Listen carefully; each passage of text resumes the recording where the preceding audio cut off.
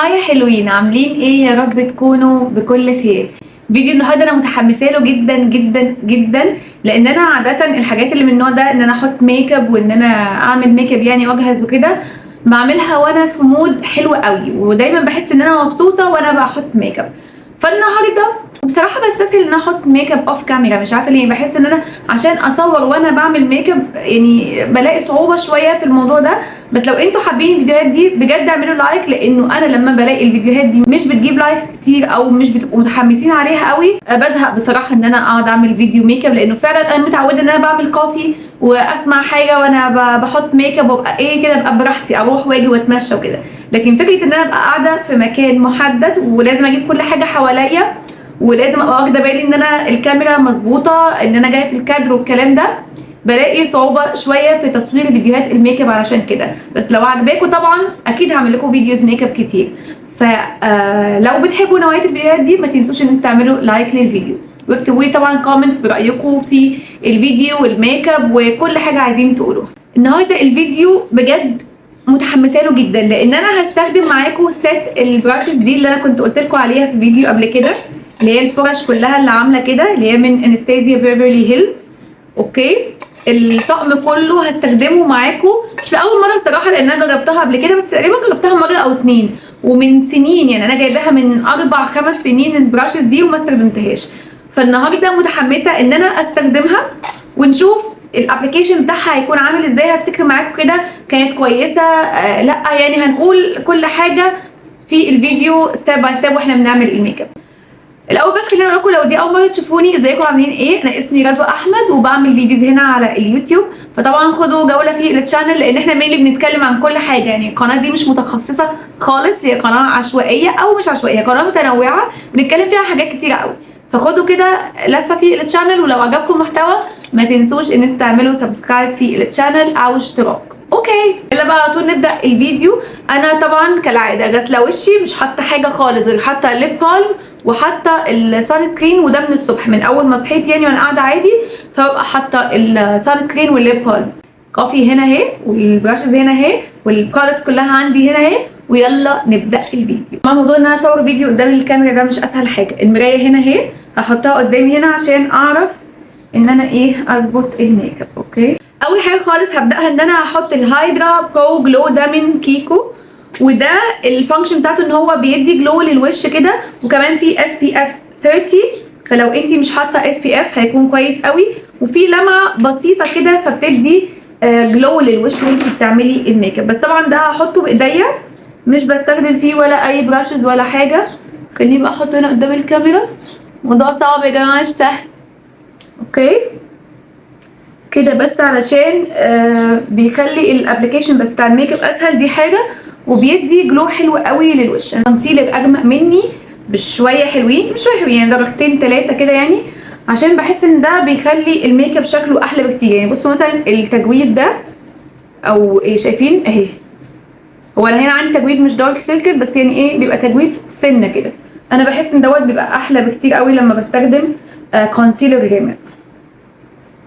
هنحط هنا كده وهنحط هنا كده، دي درجته، وبعدين هنسحب كده، هنسحب كده، وهنبدأ بقى ايه نحط كونسيلر. انا يا جماعة مش بستخدم فاونديشن خالص في وشي، فبستخدم اكتر الكونسيلر. بحب او بحب الفينش بتاع الكونسيلر اكتر من الفاونديشن بكتير، بحسه احسن وبحسه ناتشرال اكتر.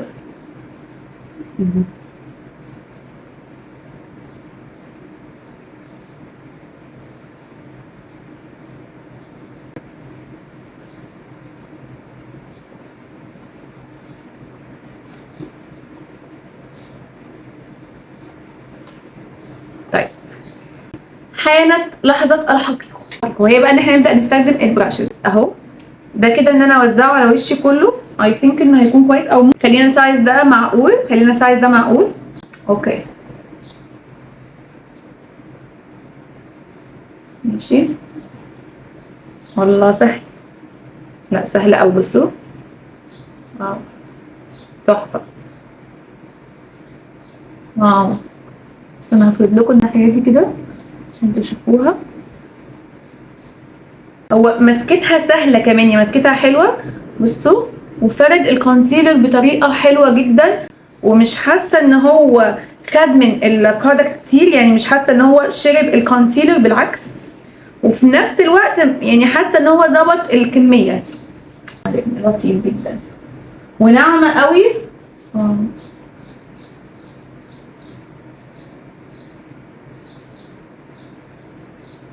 البراش على الوش مش لطيفه.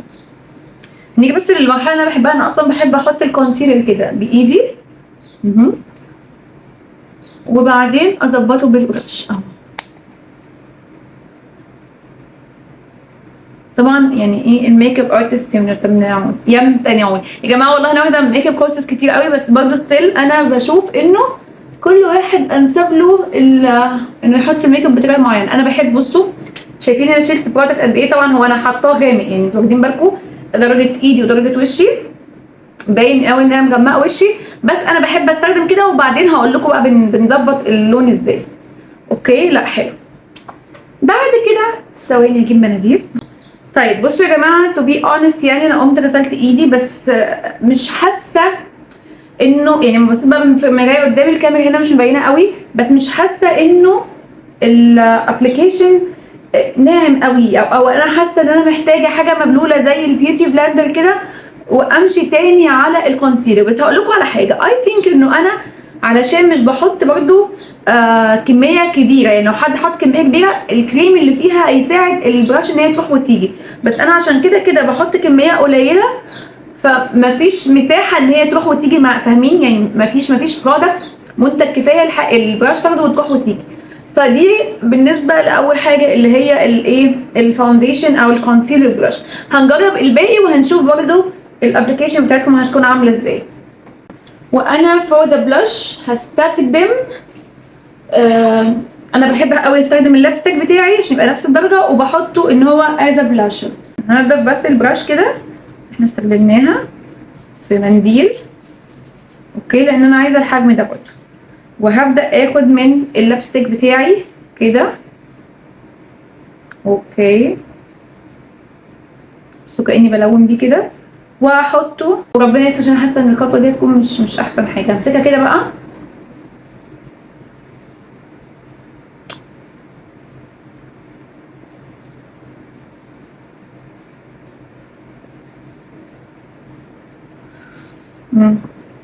مش عارفه، مش مقتنعه قوي، مش مقتنعه قوي بصراحه. خلينا نشوف تاني كده.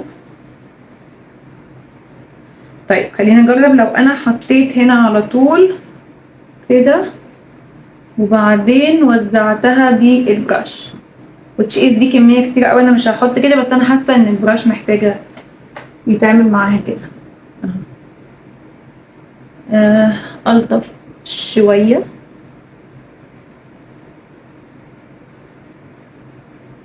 لا ناشفه قوي كتير، يعني عارفين محتاجه مجهود، او انا مش عارفه. انتوا عارفين دي تبقى حلوه زي ما قلت لكم، دي تبقى حلوه لنوعيه الناس، لو انت بتعملي ميك اب بقى برايدل او حاجه، لنوعيه الناس بتحط منتج كتير ومحتاجه حاجه توزعها بسهوله، يعني فاهمين؟ لكن ان انت هتحطي تنتوفات زي ما انا بحط كده وتوزعي بيها لا مش الطف حاجه، تبقى مش بتروح وتيجي. اوكي دي كده سو فار. طيب خلينا نعمل عادي، مش محتاجين طبعا البراشز دي، هي برضه ما فيهاش اللي هي البراش بتاعت الحواجب اللي هي كده، فانا هستخدم البراش العاديه بتاعتي اللي برسم بيها حواجبي، وهبدا بس ايه ارسم الحواجب بالراحه.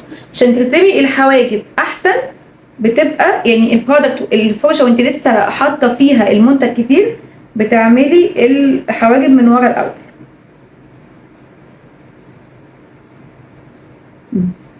وبعدين تبداي بقى ايه تطلعي لقدام واحده واحده، علشان وانا للاسف عملت حواجبي من كام يوم ف اتاكلت شويه. اوكي هبدا برضو هنا، انا بتوتر جدا وانا بعمل الميك اب قدام الكاميرا. في الاخر دي الاول كده كده بنزل يعني من فوق لتحت كده في اتجاه ايه شعر الحاجب نفسه، وانا مش بحب ان انا اغير في شعر حواجبي او في شكل يعني الحواجب، وابدا اطلع لقدام. اوكي، والحته اللي من تحت دي بنعملها كده من تحت.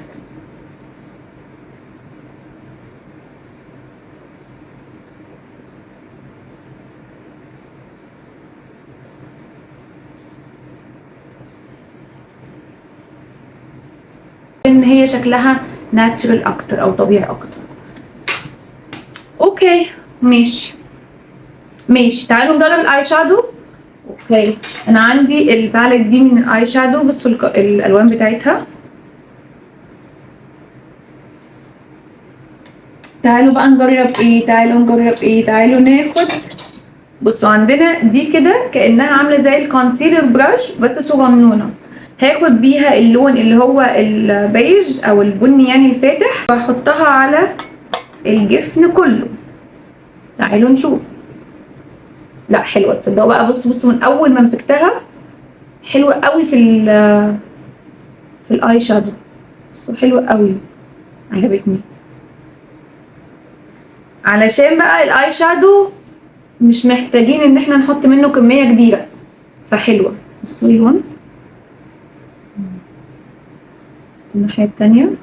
صح ان احنا نمسكها كده ولا كده يعني، بس انتي امسكيها بالطريقه اللي انتي ايه حاسه انك عايزه تحطي بيها الميك. اهو حطيها كده. حلوه، مسكتها سهله بصراحه يعني، البراش نفسها مسكتها حلوه وسهله، الايد بتاعتها مش رفيعه، فحلو. بس اي ثينك ان هي عايزه تبقى متدربه اكتر او متعوده اكتر. اوكي، بعد كده هاخد البراون البني الغامق ده بنفس البراش برضو، ونحط بيه اللون.